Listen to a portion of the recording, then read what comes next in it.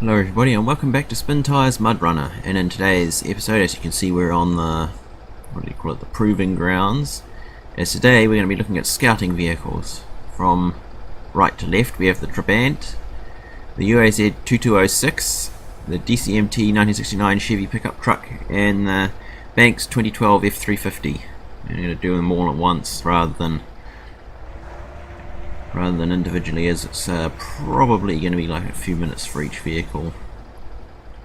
Anyway, I'm going to jump across to the Trabant first. This one's by Voto 1979. I actually can't remember who made all of these, but I don't really want to stop the video to look. But they're all in the workshop. Anyway, this is something like a 600cc parallel twin or something. Yeah, and I'm going to go into the garage. Recently I've added the beacon. This is from the last update.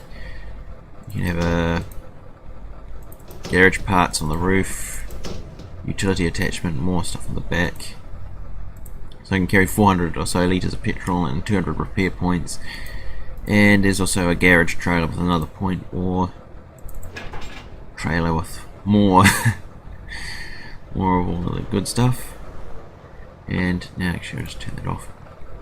No, I'll get a bit of a demonstration. This one has 4-wheel drive, which is something the real thing never had, but it's kind of necessary in this game really to enjoy it. And I'll just come over here and I'll just fill up the attachments for the hell of it. And see, roof add-on, and of course the trailer, which has less than the rest, but anyway, now let's go show off the car's abilities. Obviously this thing can't ford deep water, as it's small in a car, although other than that it's actually quite capable. And its small size means you can sort of dig through the trees quite easily. So for example, like in between those trees over there, it's actually possible to easily get through in this car, whereas most other vehicles will struggle a bit. This is more due to its tiny size than anything else. You also do have to remember that this car does not have a lot of damage points, and as you can see it's struggling a bit with these deep holes because there's no diff lock, although for a vehicle with no diff lock it's actually quite capable. And as you can see, moves along at a decent rate of speed actually. Rocks are definitely not your friend with this car. It's not particularly durable. This is much due to it being relatively low to the ground and all that compared to most vehicles in this game. And yeah, as you can see, once you get a reasonably decent stretch of road, it has a decent top speed. I haven't got anywhere near it yet because I'm pulling a trailer and I'm way down. I'm just sort of driving around as we go. And this is more typical of the top speed, and it's about 20 kilometers an hour. Maybe a little bit faster if I didn't have the trailer and hadn't fueled it up and everything, but it's a decent example of what it's capable of. Actually, I think I'll come over this way. And as I said, this car's enemy is water. It has a relatively low, I think you can only go about halfway up the doors before it starts taking damage. Maybe a little bit more than that. Which is probably pretty realistic, as these things, I think the carburetor is pretty low on them. It is a 2-stroke, so pre-mixed fuel and all that, and the fuel tank is under the bonnet. And in fact it actually sits behind the engine, which is fun if you crash, as due to its location you're gonna basically, if the petrol tank ruptures, you get petrol all over your engine.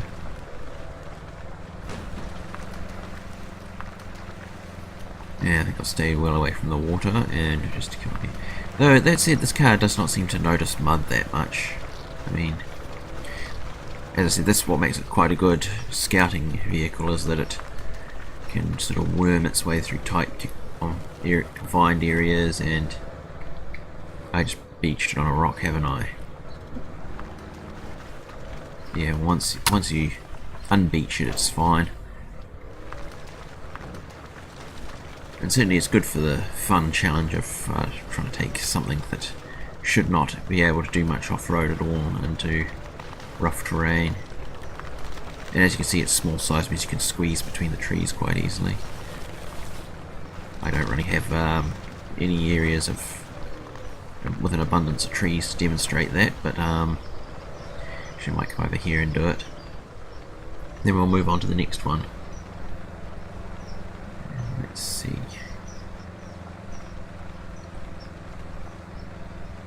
No, there isn't really any good areas. Oh, well, I'll just do it here. And as you can see, I can sort of just zip around, and there isn't really much that'll stop it, except for hills and mud are about the only threats to this car. Especially once you mix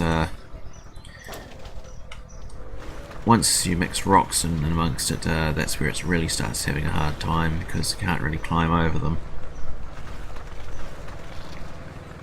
Anyway, I think this is about as far as we'll go with this one, and I will stop engine and we will pick up with the 2206. Now I remember this from Spintires, it's actually quite capable. This is a UAZ product and is basically a relative of the 469, so similar engine and all that. There's a trailer, garage point. You can carry a garage point on the rack as well. And trial set and so on. Yeah, I think I'll go with that set because it looks interesting. And there you have it. And these are very capable. I mean, I've seen videos of these on YouTube doing their thing. You can still buy them new, if I remember rightly. I don't think they've discontinued them. And they're pretty capable off-road. Maybe not the nicest of vehicles to drive, given from what I've seen on YouTube. Mega Retro or whatever, whoever it is, some guy in Russia that does vehicle reviews, and he reviewed one of these, and they're very Spartan inside, but I suppose that's probably a bonus when you're crossing the rough bits of, say, Siberia. In that sort of area, it's the less stuff you have to go wrong on a vehicle, the better. And as you can see, this isn't exactly a slouch either. And I get to some open terrain. It will be kind of top heavy because it. And I just managed to take some damage. Stupid rocks. So let's see, 24, 25 kilometers an hour. Probably a little bit more if you get a decent flat paved road or something.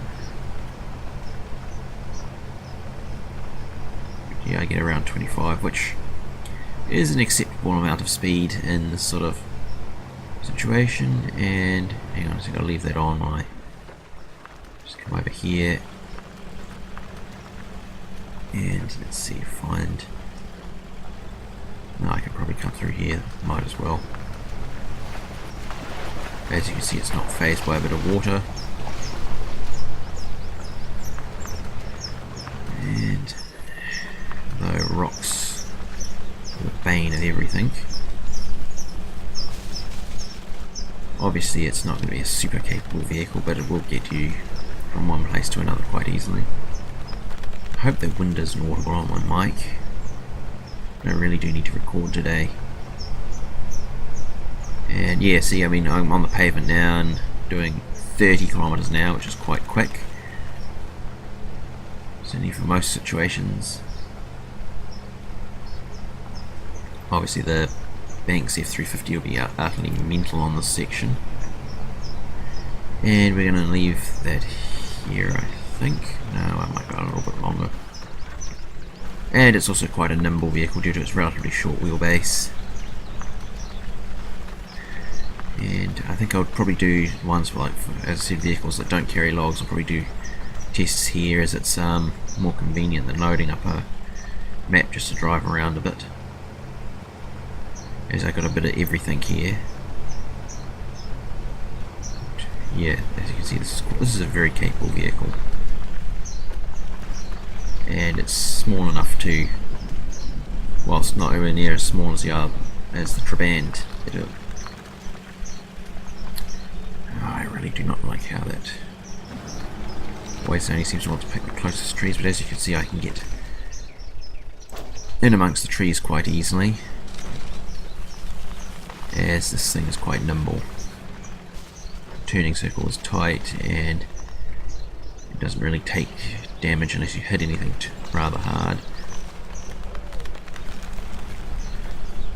Now onto the two more high performance ones, the 69 Chevy and the Banks F350 or whatever it was.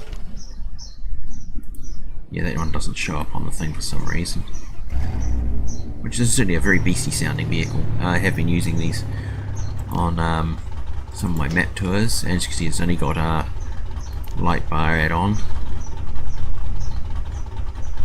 and let's just come forward a little bit. Now what was the light button? I can't remember. Oh well, it's not important. Let's just try a bit of this. As you can see, this is quite quick and easy to damage due to reasons, because of course it's very fast and it's the point where it's just going to take damage. On the other hand, you also have 12,000 points of damage, so you can sort of endure it a bit.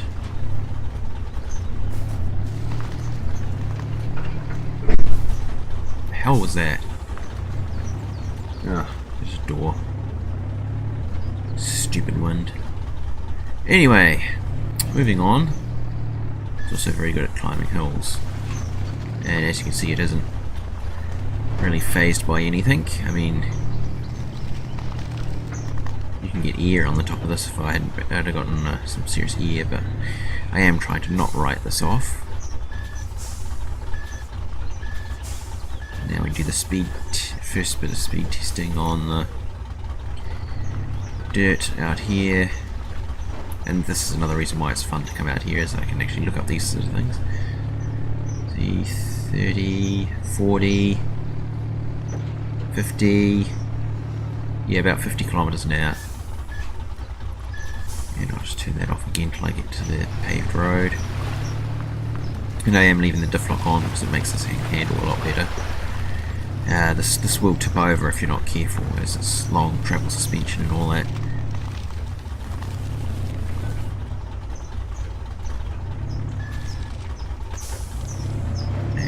Missing a drive shaft, or at least I just can't see it. That's probably nothing. You don't really notice much unless you roll it, and in which case you have much bigger problems than what the underside of your truck looks like. 50, 53. Probably doesn't help that I'm always going around a curve, so as you can see, I'm okay. 56. And yeah, that happens a lot. I also don't think I could pull that off again even if I tried. That's sort of the biggest risk of using this, is it's quite easy to flip. And why not? When you're in first gear is a pretty good crawler gear. But once you kick up into the higher gears, it's off like a rocket. Now obviously, due to its size, it's not so easy to worm through the trees, but compared to say a 6x6, it's certainly quite capable. And let's see, just come back down here and park it with the 2206. And we're going to stop the engine. And now it's just easier to do it from here. Here we have the F350 2012, and it's quite a nice road guy. I do like this for exploring stuff.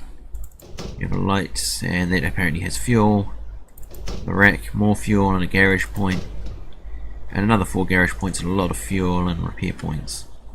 So yes, this is actually quite a good vehicle to have. So if you have, like, say, couple of guys, like you're doing multiplayer, one guy in one of these to act as a rescue vehicle for everything else, Yeah, I'll just fill up.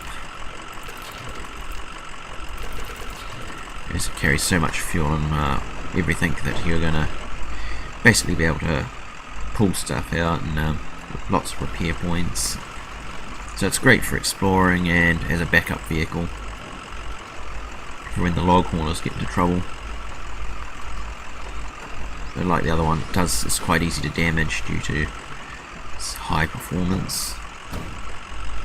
Maybe when someone does Spintires plus for Mudrunner, I guess, we'll change that. So you do have to take a bit of care, although again with 5,500 damage points you're not really going to have to worry too much about taking the odd hit. As you can see, it's not really phased by any of this, and certainly to do a proper top speed test I'd need a road with a long paved section on it. It's absolutely straight, which this test track doesn't have. But as you can see, it's quite fast. Let's see, bring that up. Let's see, 30, 40, 50, 60, I just touched it. And it drifts quite good, unlike the other one that tips over. This one will stay on its wheels quite well.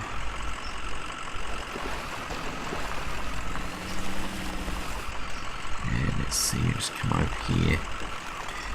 Let's see how fast I can get on the pavement. Probably not as fast we do with all the curving.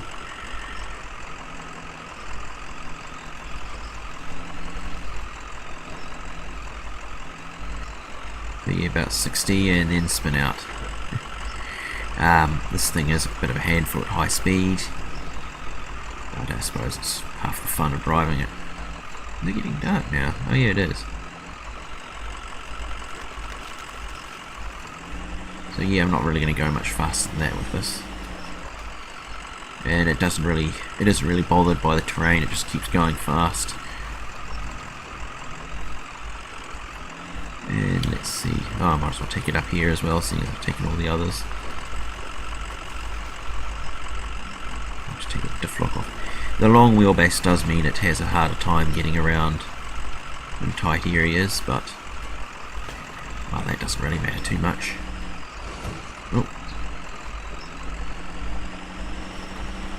As you can see, you will take a lot of damage just bouncing over things.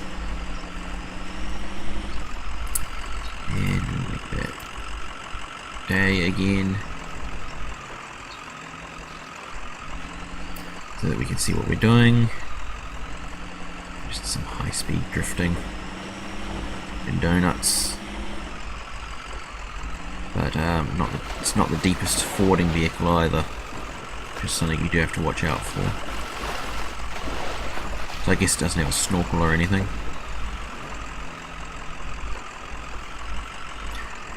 And I think we'll leave this episode here, and I'll probably do another one similar to this sometime in the future when I get another bunch of scouting vehicles. And I'll see you next time in Spintires Mudrunner.